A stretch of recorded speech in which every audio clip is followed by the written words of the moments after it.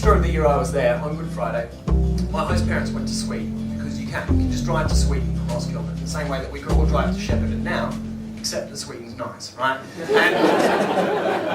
And they said, do you want to come to Sweden? I said, no, I want to stay in Roskilde and see what people in Roskilde do at Easter time, which was this dumb thing to do, because you know what people in Roskilde do at Easter time? They fucking go to Sweden. And so I was like one of the only people in my street. But to keep me company, a massive storm rolled into town on Good Friday night, and it knocked out power to the entire town for 2.5 days. No power. People in the hospital had to get moved to Holbeck Hospital because even the backup generator was fucked. It was well and truly fucked. Now Denmark, that's how you say it if you get a little bit excited in front of a group of people you don't know.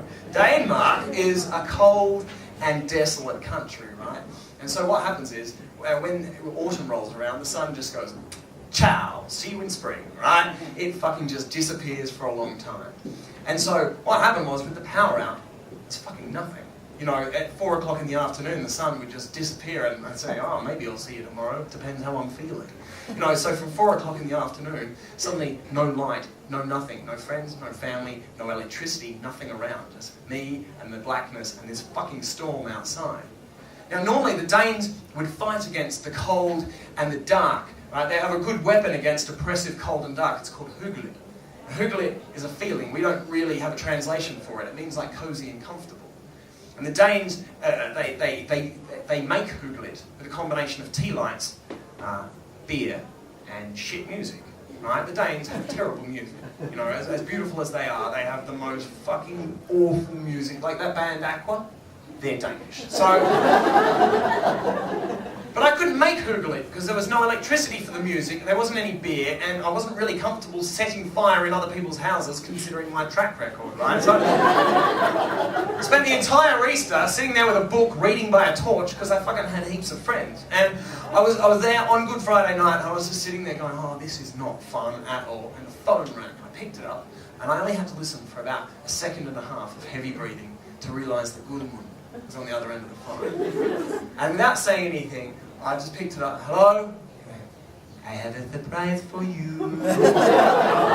I'll be around in 10 minutes. Hangs up. I was like, holy fuck. This is not cool.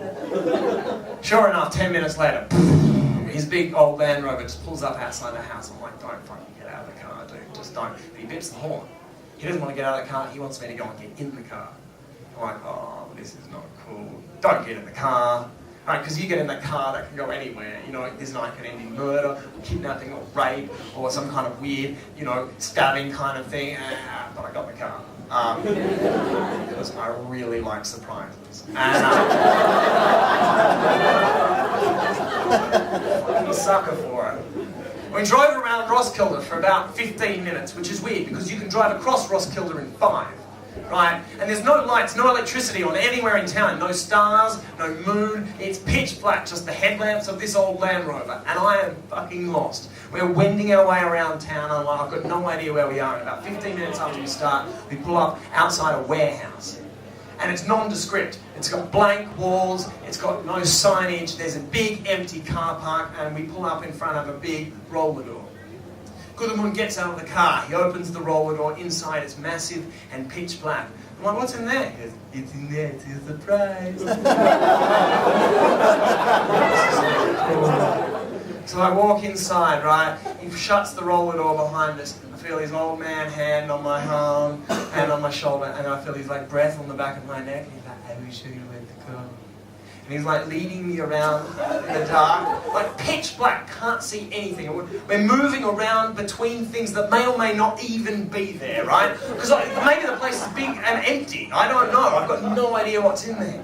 And I'm just going, oh God. And when you can't see anything, you expect your other senses to kick in. Do you know what I mean? You know, you hear where people lose their sense of sight, but then they can see with taste or something, you know what I mean? Like, oh, when's my super smell going to kick in so I can have my radar hearing or something? You know what? I didn't get any of that. I got this super special sense called shit scare, which made my knees vibrate really quickly, right? It isn't useful for shit.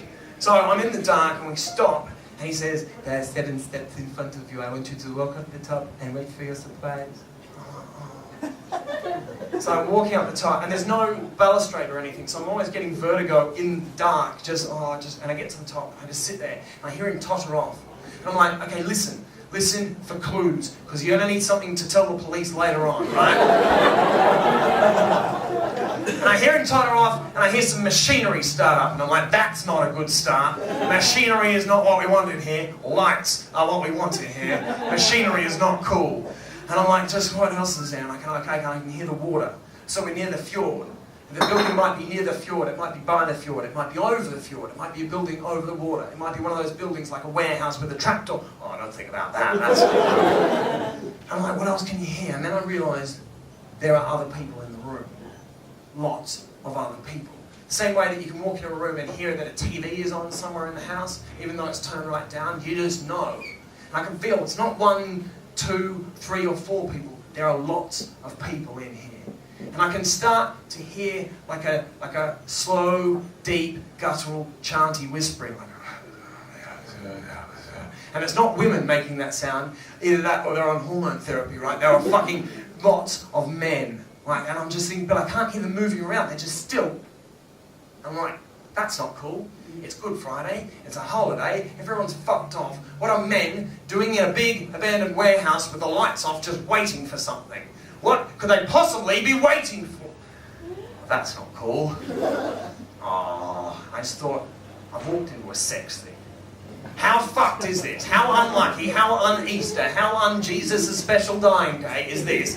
To walk into a sex thing in the middle of the night in a foreign country. Fucking hell. And I'm really angry because, you know, he's an old man, he fucks kids. I'm like, surely he's just going to scale it up and try for an older kid today. I'm really furious with myself. And I'm like, this is fucked. I just want to get out of here, but I don't want to topple off the edge, you know, break my neck and just present myself for the rapist. I'm just like, how fucked is this that I accidentally walk into a sex thing and then I think about this? And I'm like, oh, it's not even a sex thing. Oh, maybe it's a weird ritual thing. Maybe it's a weird, like, killing thing, like a Satan thing. Oh, that's fucked. Why can't it just be a sex thing? You know, and you know you're in a fucked situation when the best case scenario is being gang raped by an untold number of strange dangerous men. And that's the best thing you're hoping for out of any situation. Oh, fuck, it's not your night, right? And so I kind of start doing a little bit of whimpering, which I'm really not proud of right now, but that's what happened. I go, and I yell out to Goodman, Goodman!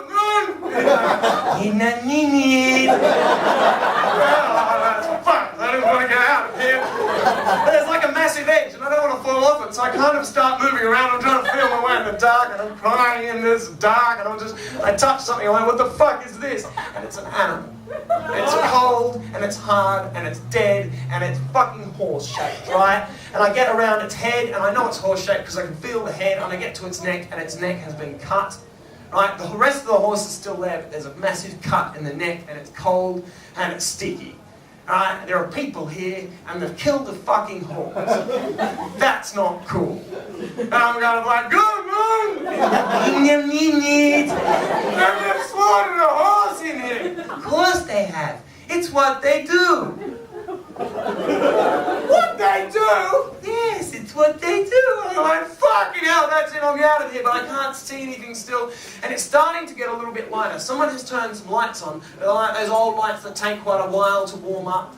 And so I'm just trying to get my way out without falling off the edge, and I put my foot backwards and I step on someone's shoe, and I realise, oh fuck, someone's right behind me. And I'm like, go them on! He's like, I'm coming, we got the bride! I'm like, fucking hell, there are people here and horses. And of course they are. It's what they do. But what they do is fucking freaking me out! Get over here now! And he starts running over and I'm just freaking out because the lights come out and I see the guy in front of me. And the guy in front of me is standing in front of me very imposingly, and he's brandishing an axe. And axes are not cool on Good Friday, Jesus' special dying day. Axes are not good, right? And he's standing in front of me quite still. I'm like, he's got an axe! He's like, of course he has an axe. I know, that's what he does, right? But what the fuck is he doing with it? And he's standing in front and I freak out because the lights come up and the guy's right there and he's got the axe above his head and he's about to bring it down on my little 18-year-old skull. I'm like, holy fucking shit! And Goodman runs up and I'm like, Jesus, a guy with an axe! And he says, I know! And I'm like, fuck! And he's just standing there, and I'm waiting for it to come down on my head, and it doesn't. The guy's huge, and he's angry, and he's brandishing his axe. But fuck, he's made of plastic.